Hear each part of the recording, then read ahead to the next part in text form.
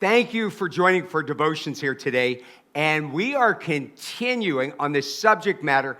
What does it mean to be God's friend? So if you missed yesterday, I want you to catch up with this. So what I want to tell you here today is this. If you are God's friend, then you are going to stand up for him. You know, it's pretty repulsive when you have somebody and they're supposed to be your friend, then somebody comes after you and you're innocent. I mean, you didn't do anything wrong. And this person, these people, they're attacking you. And your supposedly called friend is just staying silent. They don't stand up for you. They don't speak up for you. Well, God's friends stand up for God. Now, let's look down here in John 15. This is the passage we're working off all week. Greater love has no one than this, that someone would lay down his life for his friends. He says, I have called you friends. Okay, now I have people say, well, you know, if somebody held a gun to my head and asked me if I would die for Jesus, I would do it. I don't think so, okay? Because when people are using the Lord's name in vain and telling dirty jokes, you're just laughing along with them like everybody else.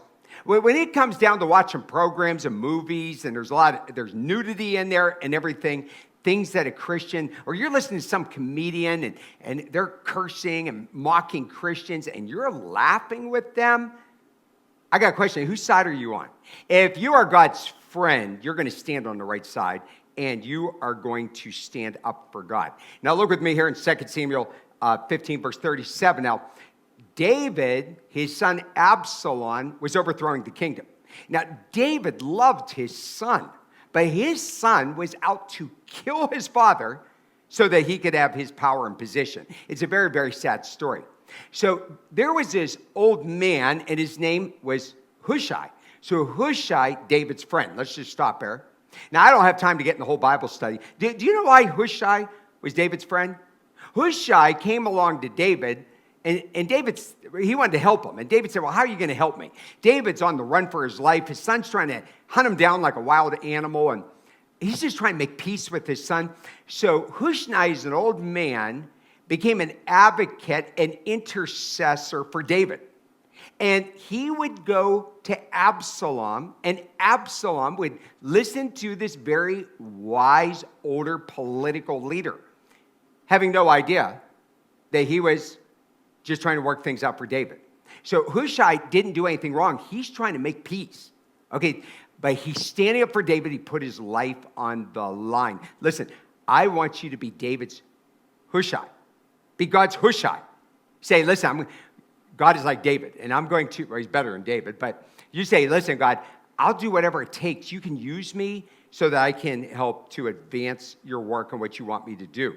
Now, Jesus is away, and Jesus is not here, and God needs a Hushai. So here we are. We have the left out there. Let me tell you, people on the left, political leaders on the left, they're horrible. Listen to me, I mean it. I don't care who's in charge right now. It doesn't make any difference. They are for abortion. They are murdering millions of babies every single year. They don't care.